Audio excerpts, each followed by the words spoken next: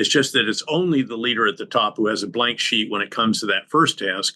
You then have to communicate the big ideas through the breadth and depth of the organization and to all who have a stake in the outcome of the endeavor, whether it is a war or a business. You then have to oversee the implementation of the big ideas. And this is where the concept of battle rhythm comes in. But this is hiring the best and brightest and keeping them. It's the energy, the inspiration, the example provided by the senior leader and leaders at all levels. It's the culture you try to build. It's the organizational architecture that you establish for the endeavor in which you're engaged. It's the allowing those not measuring up to move on to something else. It's the metrics that you use, and it is indeed your battle rhythm. Prominent CEOs, leading economists, iconic investors, insights from the experts. The Walker Webcast with Willy Walker. See who's next.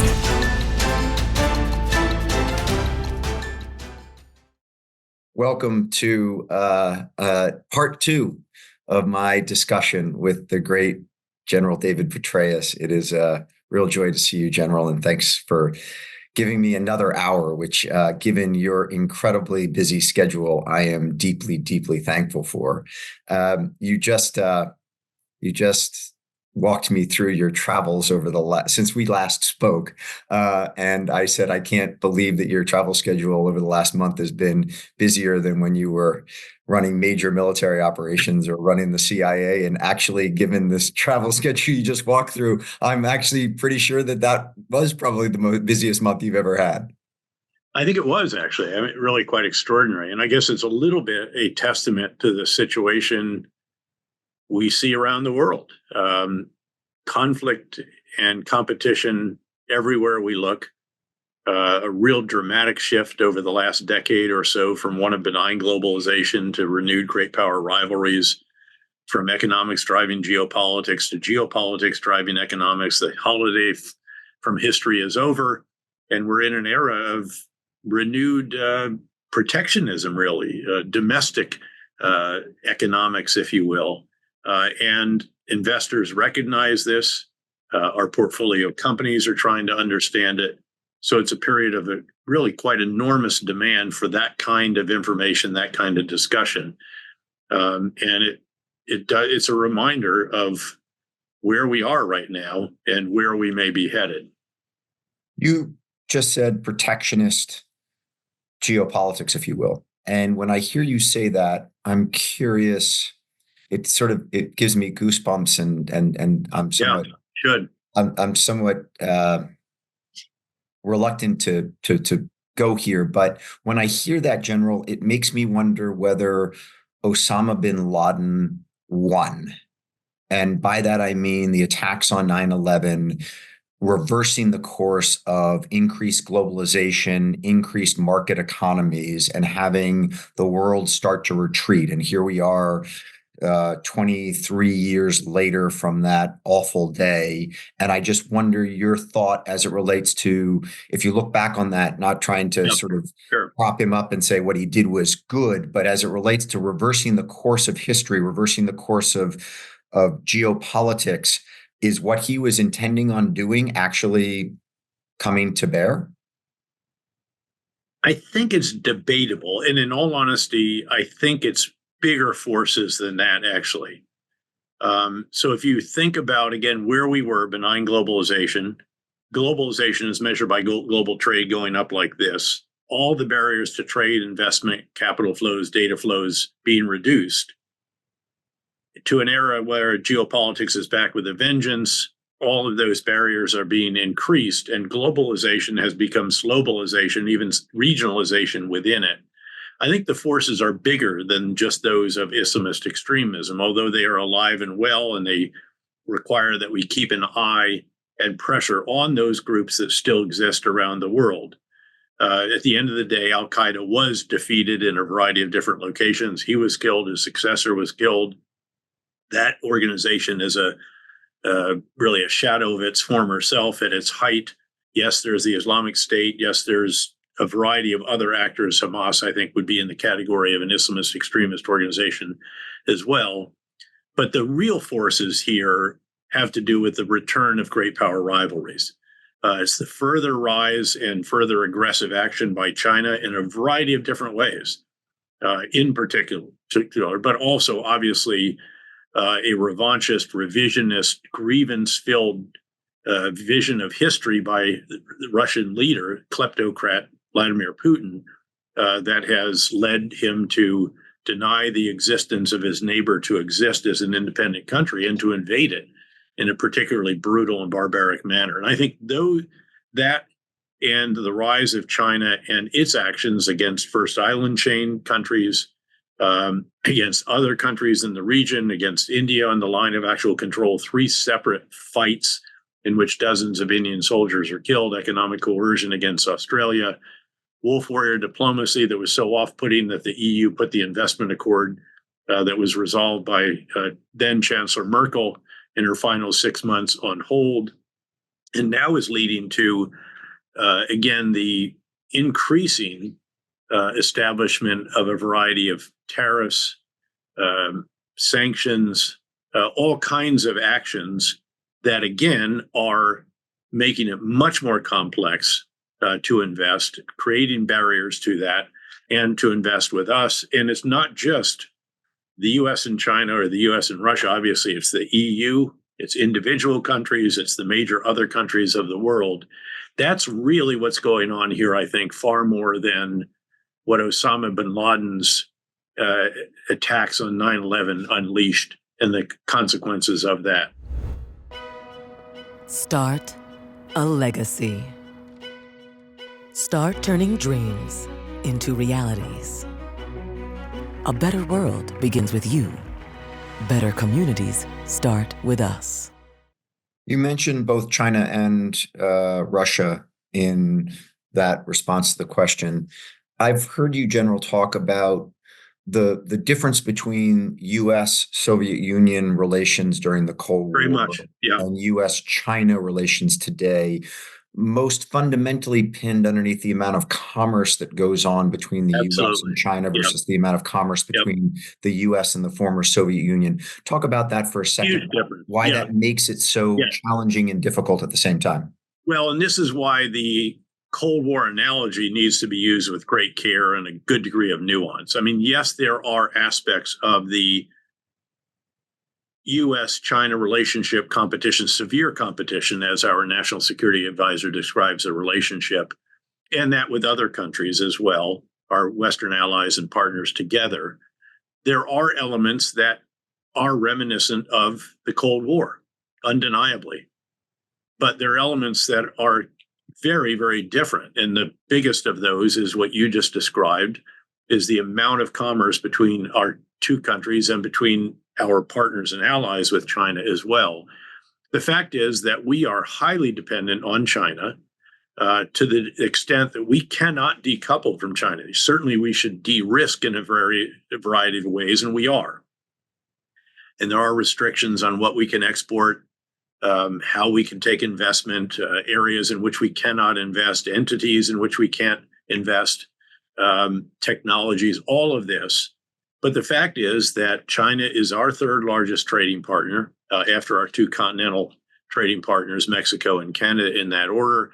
And I believe we are actually their largest destination. We're hugely dependent on them for a variety of goods and services. Some sectors they dominate.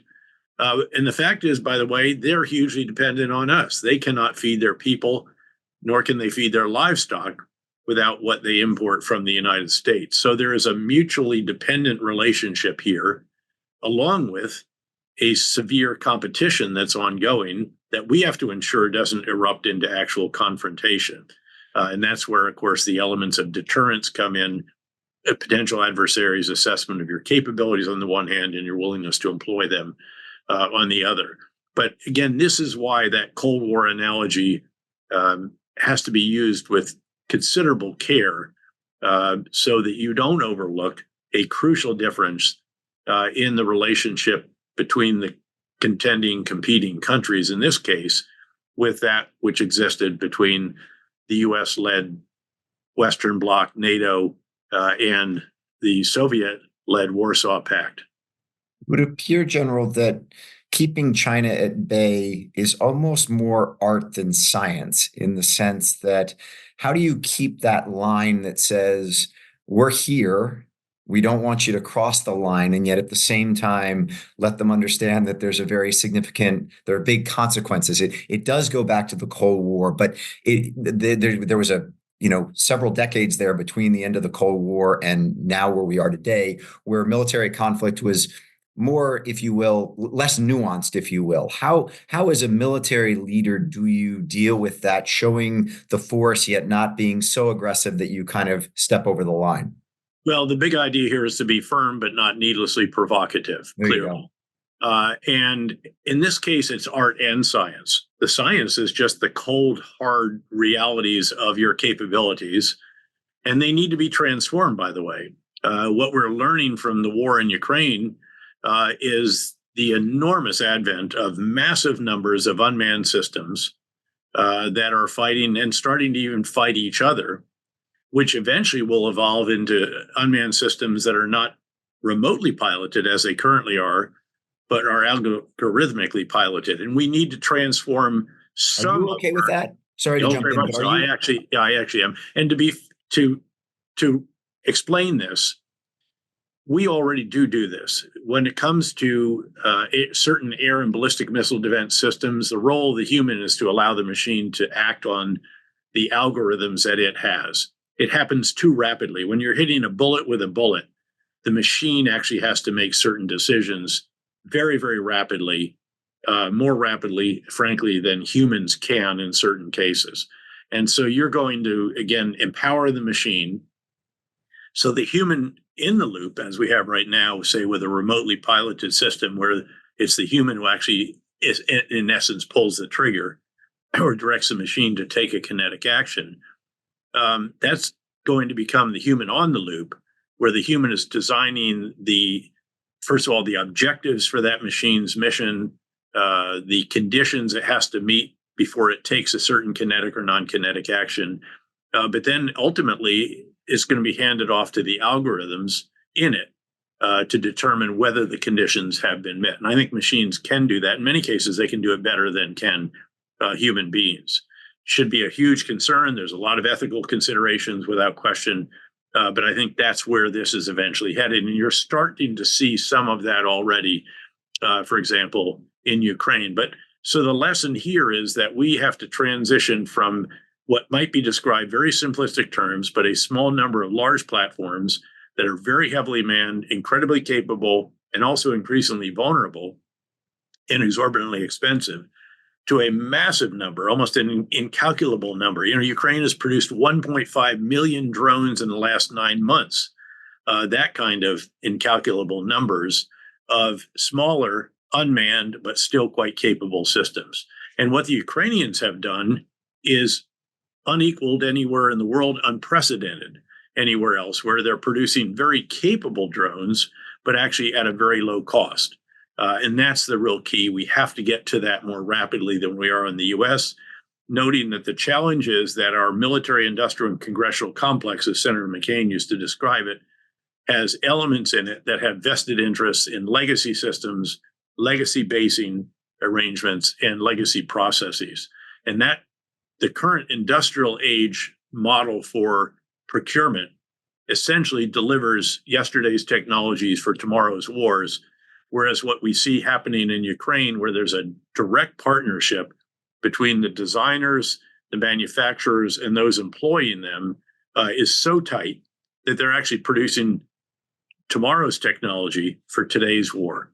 And that's pretty profound. I was just there. I just made my 4th trip to Ukraine in the last 17 months or so.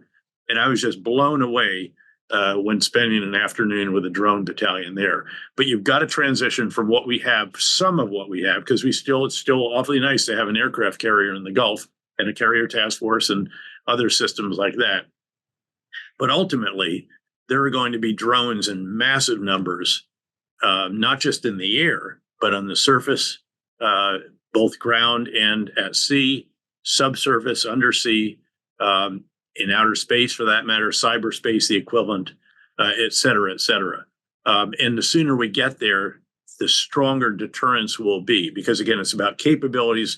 And then we have to ensure the art part is to ensure that there is no question about our willingness to employ what it is that we have in certain conditions, again, without being needlessly provocative.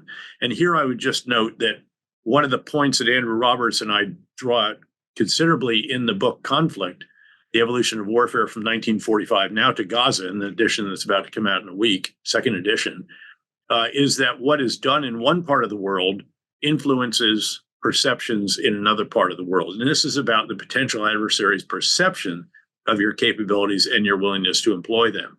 And if you have a red line in Syria about chemical weapons use, as it turns out not to be a red line, as the Prime Minister of Singapore told me a few days later after that episode, General, that stuff reverberates out here.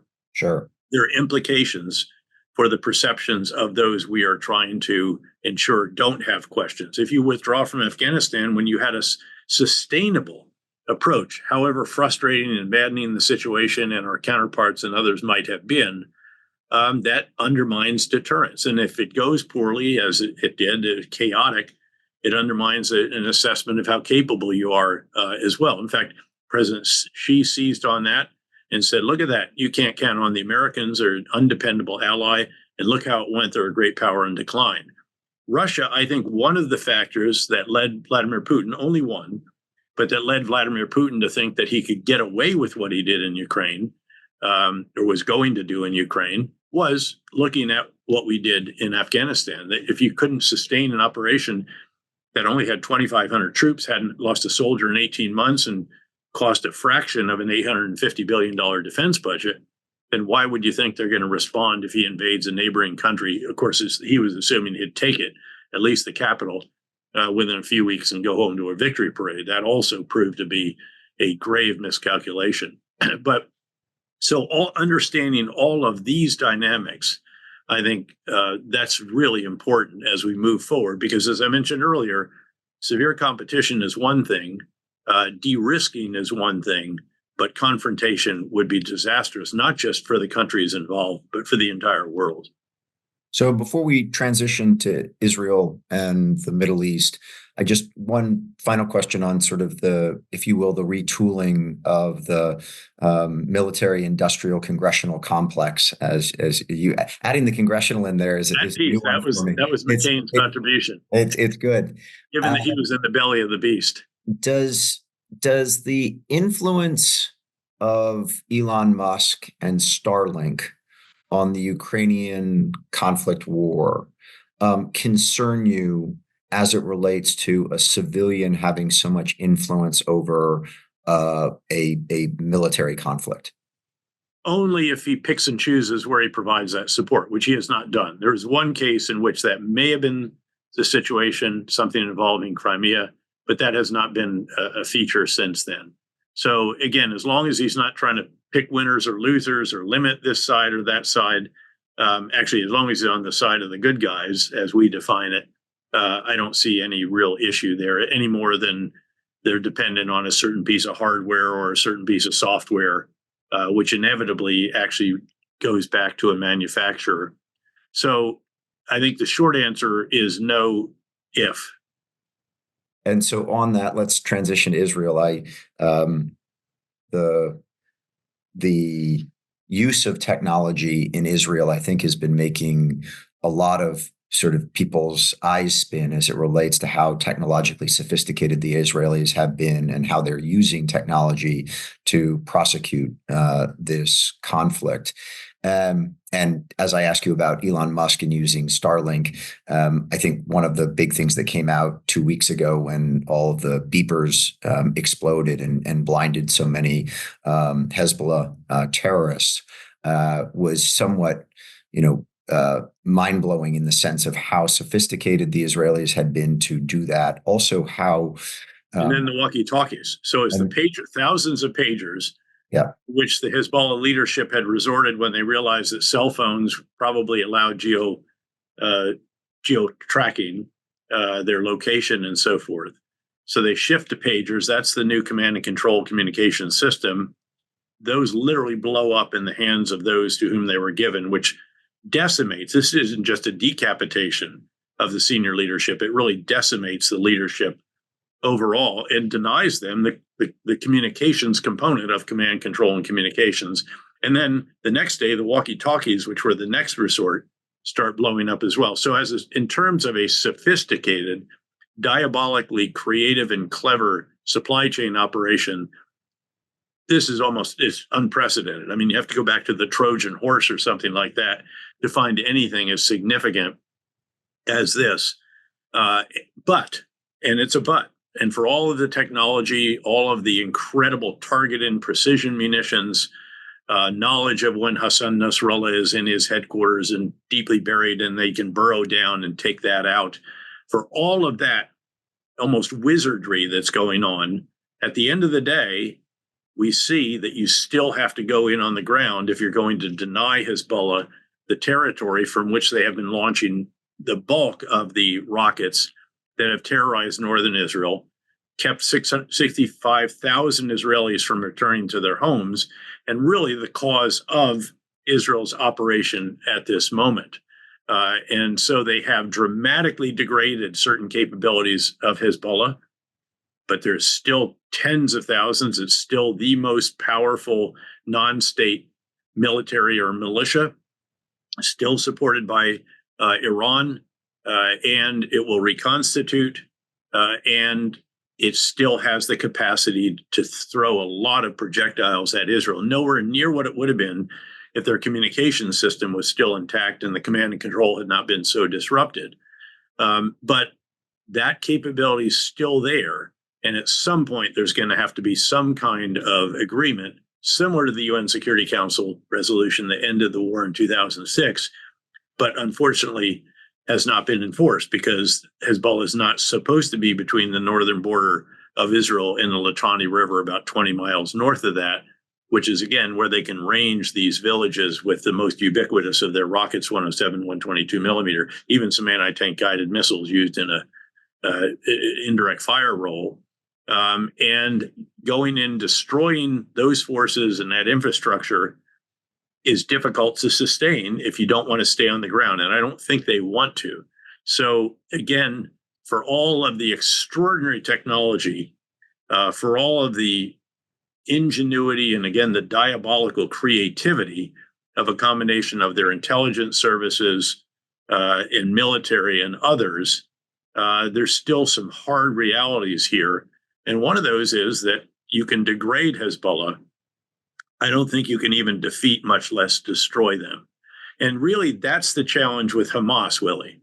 If you look at Gaza, the Israelis have dramatically degraded Hamas and the Palestinian Islamic Jihad, but they haven't destroyed them because they're able to continue to reconstitute at least the personnel. And there's plenty of recruits, unfortunately, for Hamas, given the enormous destruction that has taken place there. 60% of the buildings, if you look at satellite imagery carefully, have been destroyed. It's a very grave humanitarian situation. Good news, Israel has sealed off the southern border, which they didn't control before, between Gaza and Egypt, and they're able to deny the use of the tunnels that used to go underneath that area into Gaza, and often were used to smuggle in weapons, ammunition, arms, materiel for making, again, weapons, because a lot of it was actually made in these underground industrial facilities that Hamas built over the years. The challenge is, though, there's no security. And until you impose security and bring in Palestinian security forces from the West Bank, probably trained and equipped by the U.S., supervised by the Israelis, until you achieve security and bring that in, you don't have a way of delivering organized humanitarian assistance, restoring basic services, beginning reconstruction, bringing in NGOs and international organizations, getting Arab forces in there. And the only way to do that, in my view, is to start in the north, go a mile in, east-west wall, a couple of north-south walls, gated communities such as we created in cities like Fallujah, Ramadi, Bakuba, Mosul, and other locations during the surge in Iraq, when we began doing clear and hold as opposed to clear and leave, which is what Israel has been doing in Hamas in Gaza. So they go in, they conduct a raid, they conduct major operations, clear large areas. But again, if you leave, ultimately that's a vacuum. The vacuum is being filled by remnants of Hamas, criminal elements, remnants of Palestinian Islamic Jihad, and so forth. And if you want to ensure that Hamas does not have influence, does not govern or run Gaza again, you've got to go in and you have to provide an alternative. You also need to have a vision of a better life for the Palestinian people that can ultimately, touch wood, achieve a circumstance in which Arabs and Jews are living side by side in Gaza and Israel, respectively. I'm surprised, General, that you say that. I mean, if I think back to 2007 when you were headed in to lead the surge, at that time there were plenty of people who didn't think that we could get rid of ISIS. Right. You fortunately believed that we could, and you fortunately went in and we did that. we And destroyed them and kept them down. Why are Hezbollah and Hamas distinct from ISIS? Well, Hamas, I think, can be destroyed. I think if you go in and you actually do what we did in the surge, which is clear and whole, we went back into the neighborhoods. We literally reversed what we had been doing, which was leaving the neighborhoods, consolidating on big bases, driving around the neighborhood once a day, and then basically leaving it the night the Islamic State, at that time still Al-Qaeda in Iraq, Sunni insurgents and Shia militia supported by Iran would be controlling those areas and often fighting with each other and the citizens in them and so forth. So we went in, we stayed, we created gated communities. You do biometric ID cards to allow going in and out. Once you have security, anything is possible. Now, again, very quickly restoring basic services, rebuilding schools, clinics, roads, bridges, markets, all of that. And all of a sudden, the people realize they have a better life and they don't want Al-Qaeda back in their neighborhood or the Sunni insurgents or the Shia militia. And we help them keep them out. And then we begin to essentially rebuild, reconstitute the Iraqi security forces who were beaten up so badly in the year prior to that during the ever escalating violence of a Sunni Shia civil war. You can do that in Gaza. It is manageable in that regard, even with an Israeli Defense Force that is very small in terms of its professional ranks and relies very heavily on reservists. I think that is doable. The problem is that the territory that you look at when it comes to Lebanon is vast. You can't control it with the size forces that Israel has. They did this before, let's remember, and they eventually had to withdraw in 2000. And the result was actually Hezbollah taking over the Shia areas of southern Lebanon and building itself with huge Iranian support into a quasi-government. You know, it's not just the largest non-state military actor. It's also a shadow government or a parallel government to that of the rest of Lebanon, where they provide social services, often schools, clinics, governance, grievance resolution, and all the rest of this. And taking control of that is a very, very tall order. And it's one that, again, the Israelis, I think, recognize is just not possible.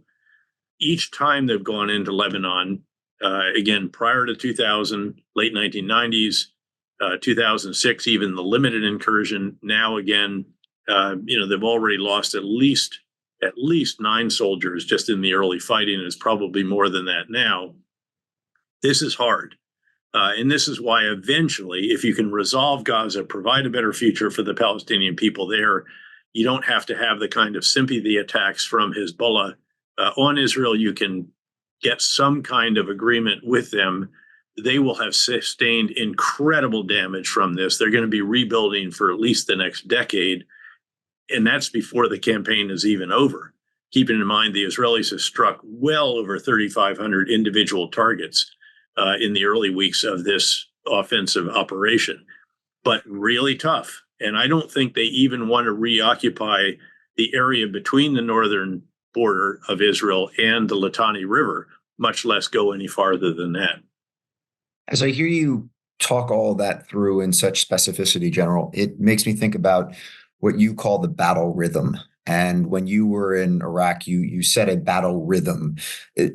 Talk for a moment about how you establish battle rhythms, Sure. and then let's transition from that Yep. into business, because a lot of people You listening bet. to this are not military Yep. leaders. They're people who run Yep. businesses, and you work Yep. every day with KKR portfolio companies in Right. creating, if you will, let's call them business rhythms rather than battle rhythms. But take Yep. what you implemented there as a Sure. battle rhythm into the corporate world, and what is so important from a leadership standpoint to Sure. creating a rhythm to what you do. So again, let me start by revisiting the intellectual construct for strategic leadership that I developed between the 3- and 4-star tours in Iraq, and then employed for myself during the surge in Iraq, at U.S. Central Command, in Afghanistan, CIA, and beyond, and very applicable to the business world. Now, this is for the leader at the very top, although every leader performs the 4 tasks I'm going to lay out. It's just that it's only the leader at the top who has a blank sheet when it comes to that first task, which is determining the big ideas. What is the strategy that should be pursued? Having done that, and it doesn't always work, of course, took us 13 years to get the big ideas in Vietnam. It took us 7 or 8 to get the right strategy in Afghanistan, another year or 2 to get the right inputs and so forth. So this is not axiomatic that somebody's always going to get it right. But having done that, you then have to communicate the big ideas through the breadth and depth of the organization and to all who have a stake in the outcome of the endeavor, whether it is a war or a business. You then have to oversee the implementation of the big ideas. And this is where the concept of battle rhythm comes in. But this is hiring the best and brightest and keeping them. It's the energy, the inspiration, the example provided by the senior leader and leaders at all levels. It's the culture you try to build. It's the organizational architecture that you establish for the endeavor in which you're engaged. It's the allowing those not measuring up to move on to something else. It's the metrics that you use. And it is indeed your battle rhythm, how you use your time, your schedule of recurring activities, meetings, events, and so forth, which is crucial. We used to spend a fair amount of time determining how I should spend my time to be most productive and drive the execution of the campaign plan that was the result of our first task and communicated in the second. And now we're overseeing its implementation in the third task. So again, that is crucially important.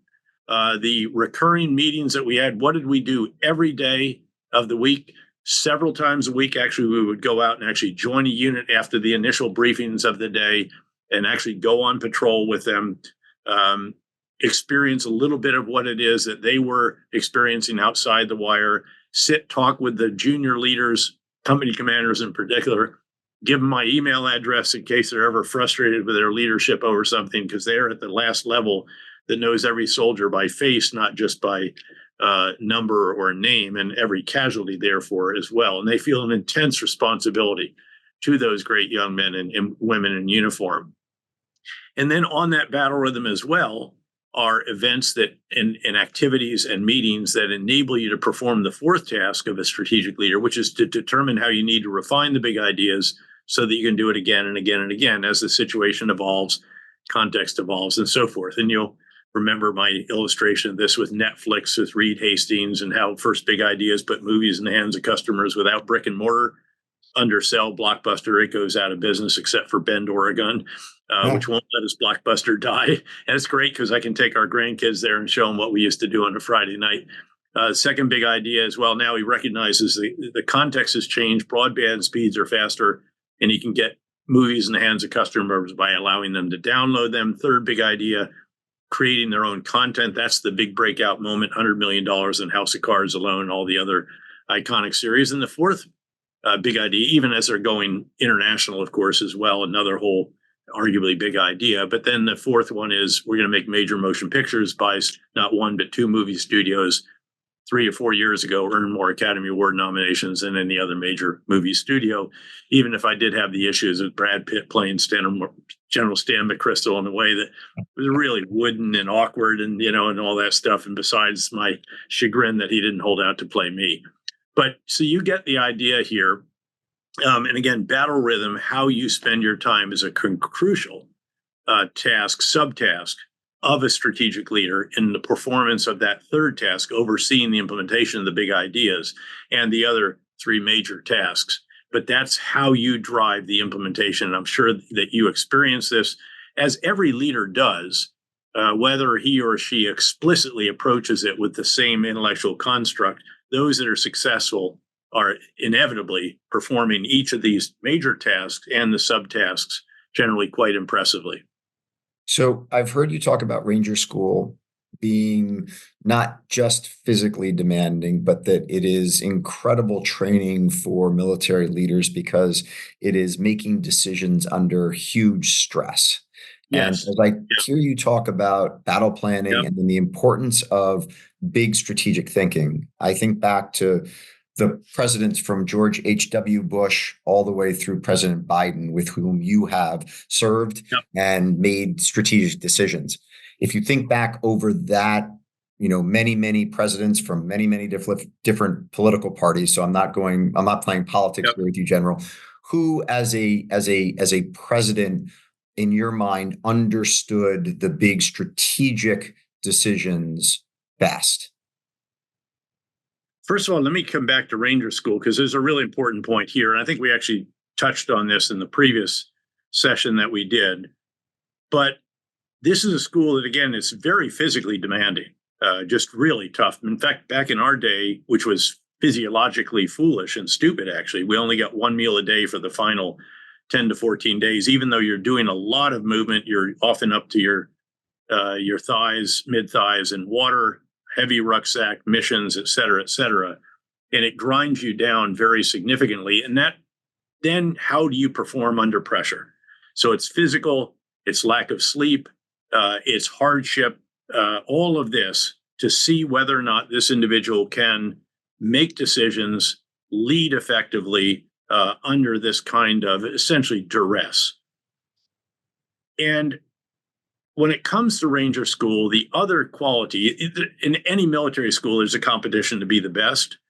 But interestingly, there's not only an award for the number one, the Distinguished Honor Graduate, there's also an award that is largely determined by how your fellow Ranger students regard you. It's a combination of what are called peer ratings, your fellow Ranger students, and then there's some land navigation scores thrown in. And at the risk of sounding a bit immodest, I was really gratified to be the number one graduate, but also to get this other award, again, for being the best Ranger buddy and also land nav, because it seems to me that in life, which is competitive and you've got to compete and embrace that concept, you want to not only be the best if you can, or at least the best you can be, you want to do it while being the best team player you can be as well. And I think it's one of the big lessons is to be a great Ranger buddy as well as a great individual Ranger. Just one quick thing on that, General, because I was literally yesterday talking with a colleague of mine, Chris Mickelson, who was a All-American golfer at Georgia Tech. And I mentioned what you just said. I said, one of the things that I found so interesting from my conversations with General Petraeus was the need to compete as an individual at one moment and then compete as a team at the next. And really, and together. Exactly. You're doing both at the same time to the extent you absolutely can. And what was interesting was Chris said, in golf, when he was at Georgia Tech, they had 7 two-time All-Americans on the golf team. And the way that they would practice was the coach would send them all out and say, it's match play.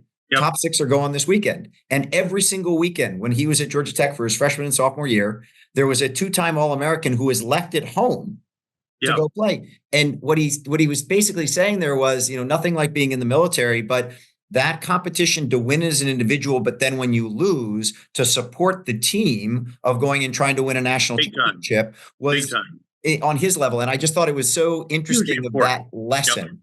Yep. So look, during the fight to Baghdad, I was privileged to command the Great 101st Airborne Division. I was a 2-star general, about 20,000 great air assault troopers, and the largest helicopter fleet in the world by a factor of about 3 for any division. And our desire was to air assault into history. Our next rendezvous with destiny, a term that comes from General Order Number 1 of the division before it even entered World War II, where the then commander wrote, the 101st Airborne Division has no history. It has a rendezvous with destiny. And our next rendezvous with destiny was north to Baghdad. I put out a radio call like this. Actually, I made sure it was recorded too. And then we wanted to air assault on the Baghdad International Airport, seize it. That was seen to be the prize. By the way, the 82nd Airborne Division was literally sleeping with their parachutes on the runway, hoping to jump on it. And then the Armored Division to our front, Armored and Mechanized 3rd Infantry Division, it was going to thunder run its way there. About halfway to Baghdad, I realized, you know what? Our biggest contribution to the overall effort could be to perform what's called a follow and support mission. This is not exactly your next rendezvous with destiny kind of stuff, but I realized our lines of communication, which were 250 miles, were largely exposed. And the Armored Division and our helicopters, all 254 of them, were completely dependent on the fuel that was coming from hundreds of 5,000-gallon tankers trundling back and forth, and again, largely exposed. And then I realized also we were containing the enemy inside some cities. We just needed to go in and clear it out. They'd been blown through by the tanks, but they were still controlled by bad guys who could attack our lines of communication. I told that to our boss. I told it to the division commander of the unit to our front, and I said, the answer to any request from you, Buff Blunt, Marne 6, I was Eagle 6, is yes. And Marne 6 called up. He said, hey, can you spare any 155 millimeter howitzer ammunition, heavy artillery? I said, not only can I spare it, I'll give you the entire unit because the ammunition's already uploaded on the guns. It'll be a lot quicker to get it to you that way. I asked, what else do you need? He said, could you spare an infantry battalion? We only had 9 of these. I said, absolutely.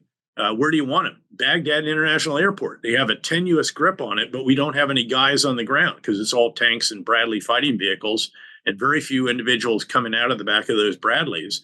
And so we sent an entire air assault infantry battalion up there, air assaulted it in, and lo and behold, that night with their thermal sights that they brought with them for their anti-tank guided missiles of several kilometers of range, they could see the enemy assembling, hit them before the enemy even know that they could be seen.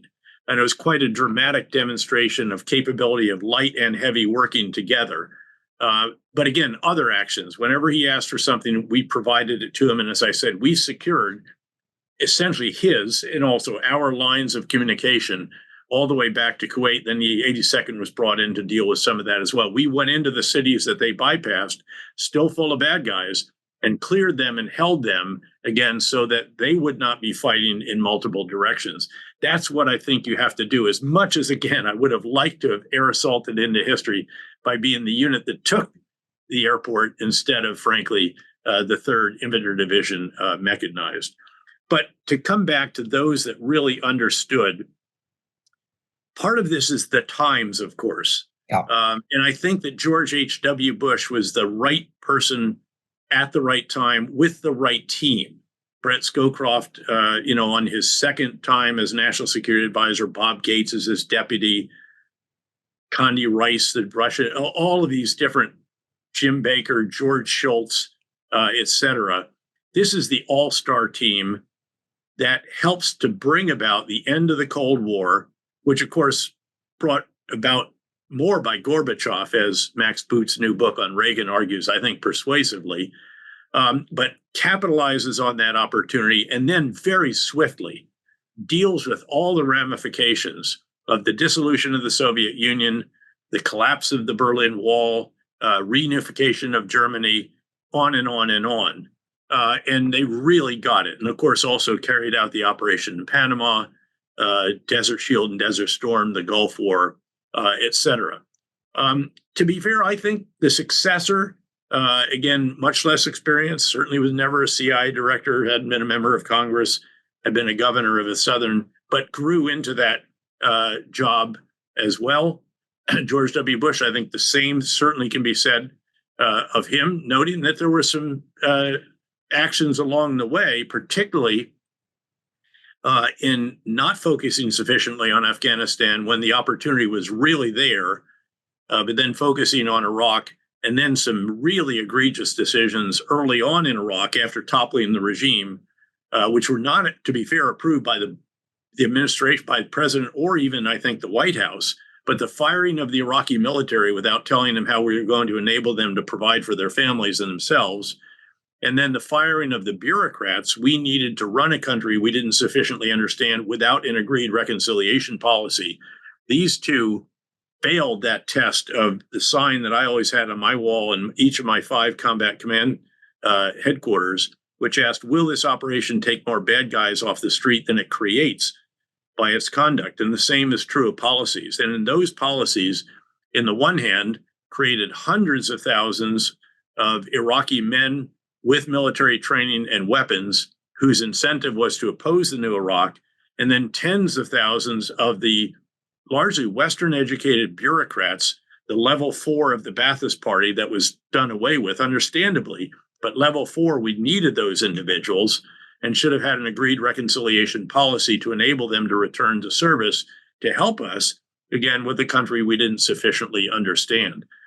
These were seriously bad, big ideas that ultimately we overcame, but then continued to set us back all the way until the surge, when we finally had an organized reconciliation process, finally reluctantly agreed to by the prime minister and the government. And by then had sorted out how to get a lot of the old soldiers back into the ranks and usefully employed, rather than aiding and abetting the insurgency or the Iranian-supported Shia militia. So again, some issues there. Subsequent administration, a bit unevenness, frankly. We want to get out of Iraq. Okay, fine. That's the war of choice. But we had the war of necessity, Afghanistan, supposedly, except that, we announce a buildup there, rightly, appropriately. And yet in the same speech, we announced the drawdown date, which tells the enemy we really don't want to stay. And the truth is, actually, when it came to Afghanistan, each of the administrations, 4 of them, including the most recent one that went along with the previous administration's shameful agreement with the Taliban to withdraw, and forced the Afghan government, which is not party to the talks, to release 5,500 Taliban detainees and leaders who went right back to the fight that ultimately simultaneous offensives collapsed the Afghan forces after our withdrawal, and they knew no one was coming to the rescue. In each of those administrations, when it came to Afghanistan, there was an inconsistency. It was never a commitment hard and fast.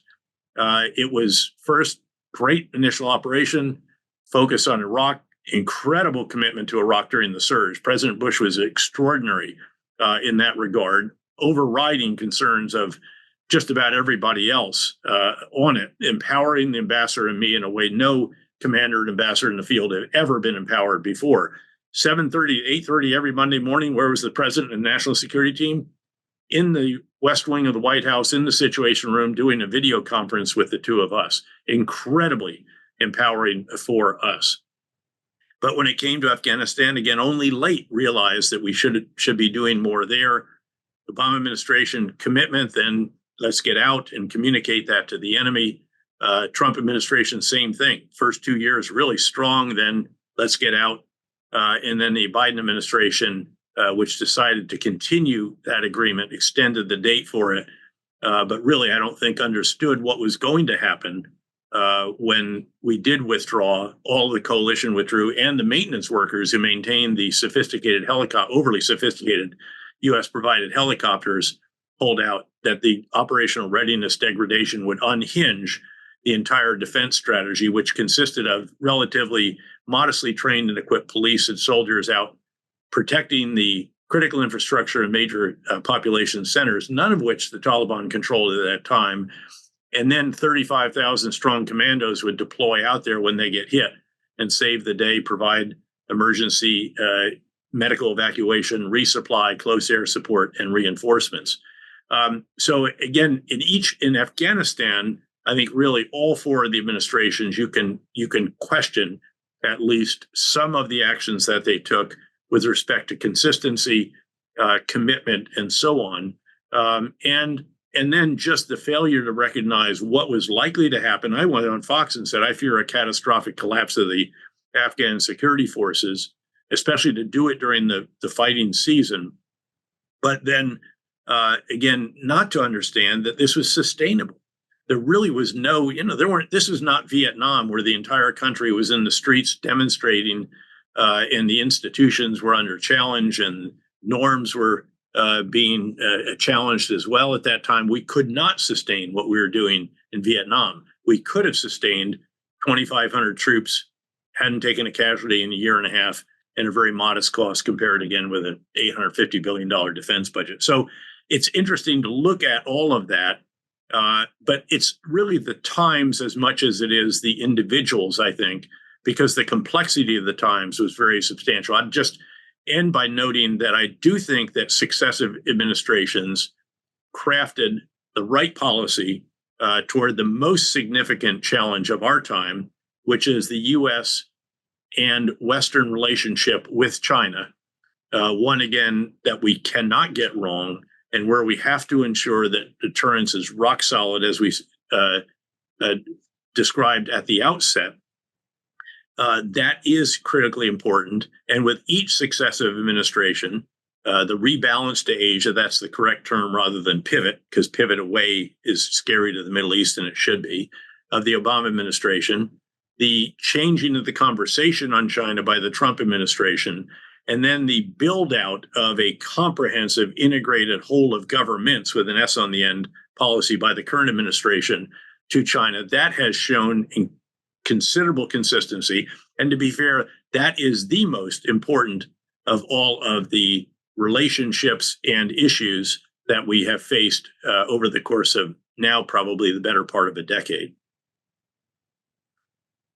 You and I have spoken in the past about the transition from the military to the CIA. And one of the things I asked you was, when you got to the CIA, having engaged with them for many, many years, whether it was an eye-opening experience. And paraphrasing what you said to me, you kind of looked at me and you said, yes, it was very eye-opening. My question, General, without clearly going into any issues that you can't talk about, when you got in that seat, did you look backwards at all? Yes. Or is there so much going on that you must look forwards? No, you do look backwards. I look backward at, so you remember the old adage, where you stand on a policy depends on where you sit in the organization and the bureaucracy. Yep. There's some issues. I had issues with the agency on specific subjects having to do with Islamist extremism and the war on terror. I won't get into the details. Yeah. But I was frustrated by the CIA's position on them until I became the director of the CIA, and I completely understood why they were stonewalling me or objecting or, in my view, obstructing what it was that we preferred to see done. So there's that. And I think you do look back. You also look back at how did predecessors do things. We did a pretty exhaustive analysis of directors that came in from the outside in particular, and how they came in, particularly military, because there's quite a number that have come in as 4 stars generally. Some brought huge entourages with them, which conveys a message that I don't value what you guys have, even though you've spent your whole life in the organization. I'm bringing in these outside consultants or experts or people who were with me in the military or in the Department of Defense. One came in from the Pentagon as a civilian, and it sends a very unhelpful message. I think it's also just the wrong thing to do. Actually, in fact, one of the other revelations, look, I'd worked with the CIA station chiefs, the division chiefs, the senior leaders intensely for a decade. It started in Bosnia, where I was dual-hatted as a NATO 1-star, but also as a U.S. deputy commander of a clandestine joint task force, doing the war criminal hunt with our special mission units, but also the biggest intelligence deployment in the world, and include very integral partnership with CIA and also FBI, by the way, because we wanted to capture evidence, not just intelligence. And then we did the counterterrorism mission. The first operation after 9/11 was actually in Sarajevo, not in Afghanistan, and so forth. Then, of course, the invasion of Iraq, had a CIA future multiple station chief with me for that, CIA base in our area. Then 3-star, now we're integrally working with them in all their activities with Iraqi counterparts and others, very much part and parcel. Obviously, 4-star, you've literally got your own presidential daily briefer, the station chief, and you are like this. And this is for years. And they would come out and see me, the director would. Keep in mind, by the way, I broke formally with the agency, with the DNI, really, of the one of their large analyses when it came to Iraq at the 6-month mark. And to be fair, they had to close their book 6 weeks earlier been dramatic reduction in violence. So when the president asked me whether I agreed with the assessment in that particular national intelligence estimate, a knee, I said no, fundamentally no, but here's why. But then they came out immediately. How do we avoid this in the future? So again, lots and lots of interaction. Central Command, your own CIA, Afghanistan, in bed with the two different station chiefs that I was privileged to have there, and the different elements that were there, and then beyond that. But still, when I arrived, the quality of the people is just so extraordinary. I think it's the highest quality workforce, arguably, in government, and they're quiet. They really are the silent warriors, and that is quite unique as well. So in that regard, but then it's also about just the sheer capabilities, the so-called sources and methods, some of which were just flat mind-blowing. And it was, you got to be kidding me moments. And on individuals, just unbelievable. The whole building's a SCIF, a secure compartment intelligence facility. Within it, there are closed off places that are SCIFs for certain, at that time, divisions, which how you divided the world up, Mideast, Near Asia, South Asia, et cetera, Eurasia. And then in those, you'd have some compartmented areas.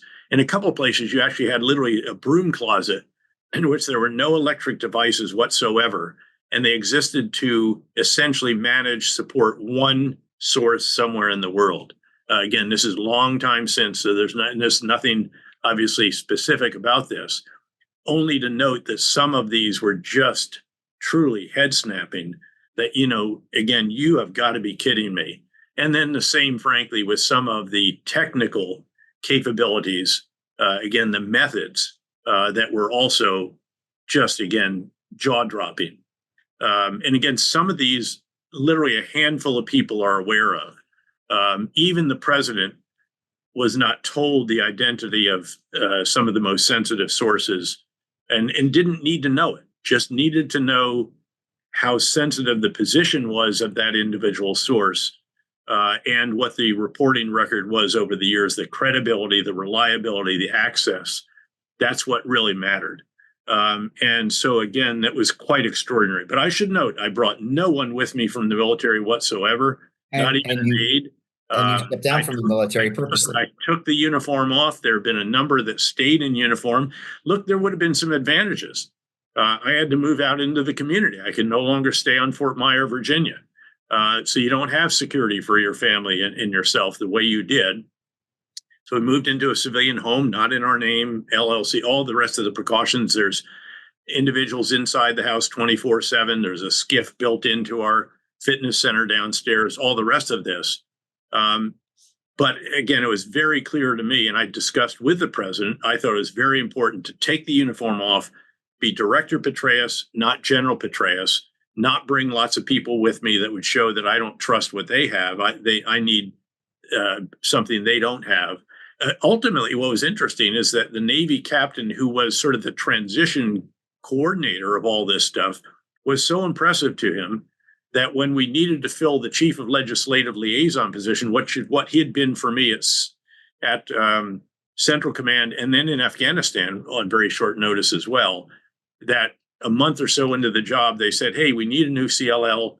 How about that guy that was helping you, who used to do CLL for you, who was so impressive to us as a coordinator? And we brought him in, and he actually was absolutely magnificent in that job. But that was the agency's choice, not my choice. And I think it was a sound one, but that was also the right way to go about it.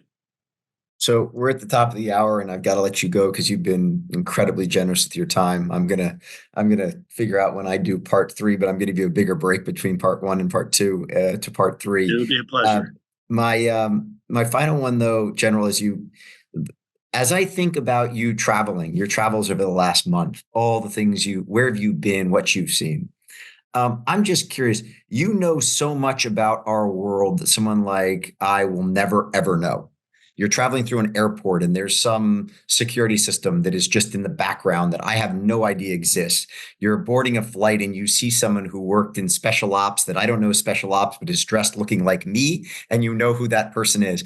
Do you have those moments in your Sure. life where you walk Absolutely. by and like Yep. wink at somebody or give them kind of a little like, I Sure. know you're there? I can only Yep. imagine that No, happens to absolutely. you. All the time.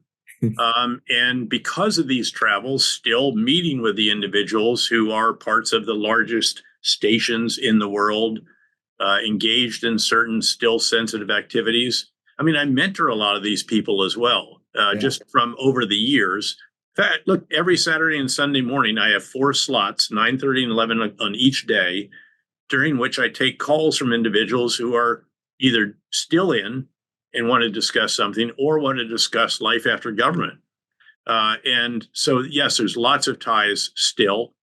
And I acknowledge an awareness of certain of your surroundings that not everyone will have, shall we say. Yeah, it's fascinating to me. It really is. It's as I think about your career and all you have seen and all you have done and all the people you have touched and all the people you have led. It's got to be really quite special when you have those moments of connectivity with somebody that the rest of us just have no context for, and you get to sort of acknowledge them. They acknowledge you, knowing who they are, and none of us on the outside have any idea what's going on. It's a really neat piece to it all, and I'm sure it brings you great pride and joy.